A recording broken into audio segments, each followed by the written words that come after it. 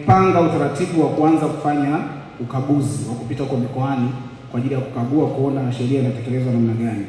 Tulipita kidogo Dodoma, nafikiri tukapita kidogo Iringa. Mwenyekiti wa Press Club Iringa au rais wetu sasa hivi anajua hili, tulipita mpaka ofisini kwake tukazungumza mambo mengi sana kuhusu na masuala ya ithibati na tukajifunza mengi sana kuhusu mambo wanayofanya kama Press Club pale Iringa. Kwa hiyo tutapita kukagua na kuona namna gani swala hili linatekelezwa. Kwa hiyo naomba tusiwe na wasiwasi. Wale ambao hawana ithibati mwisho wao ndio huu, na sheria imeshaanza kufanya kazi na tutapita. Niseme tu kwamba niendelee kusisitiza na kuwaomba wale ambao hawana ithibati kwa kweli watupishe sisi wenye ithibati tuendelee kufanya kazi kwa kuzingatia sheria, na hilo linajidhihirisha, na nitaunganisha na lile la watangazaji wa Kyela ambao walikamatwa nafikiri jana na leo asubuhi wameachiwa. Kwa bahati mbaya mmoja wapo alikuwa hana ithibati. Wamekamatwa wote wawili, lakini mmoja wapo alikuwa hana ithibati. Kwa hiyo sisi tukaanza kumsaidia yule ambaye ana ithibati.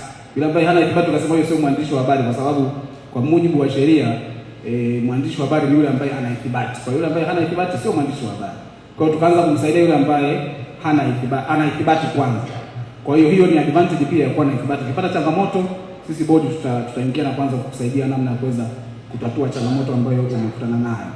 Kwa hiyo ni muhimu sana tukazingatia hilo na kuhakikisha wote tunakuwa na ithibati, na sisi kama viongozi wa Press Club ni muhimu sana sisi ndio tukao wa kwanza kabisa, kama alivyosema ndugu yangu pale, tuwe wa kwanza kulinda taaluma yetu, kwa sababu lazima uone kwamba uwe na wivu na taaluma yako, uipende taaluma yako, uithamini taaluma yako. Kwa hiyo ukiona kama kuna mtu mwingine anafanya kazi ambayo sio taaluma hiyo, nadhani huo wivu sasa ukusaidie pia hata kutoa taarifa kwetu kwamba jamani, kuna watu huku labda mkoa fulani wanafanya kazi hawana ithibati.